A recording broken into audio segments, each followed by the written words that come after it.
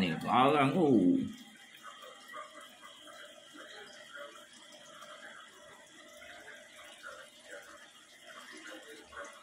Ni depan saya ni adalah ikan kalui ikan kalui ni kalau korang tengok air dia lah, air dia korang boleh lihat sendiri.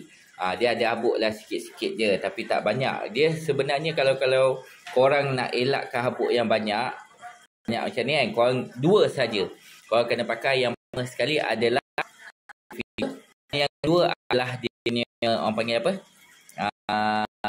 Wave maker. Maksudnya gelombang tu, wave tu dia akan tolak. Wave maker tu maksudnya ombak dia akan tolak daripada atas tu ke bawah. Lepas tu akan masuk ke dalam filter korang lah. Ni salah satu dia. Tapi yang ni saya tak pakai wave maker lah.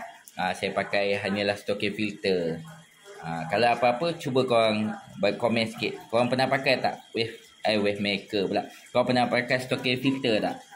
Ni kalau garangnya. Nampak tu. Kalau apa-apa berminat tekan saja di beg kuning. Ciao.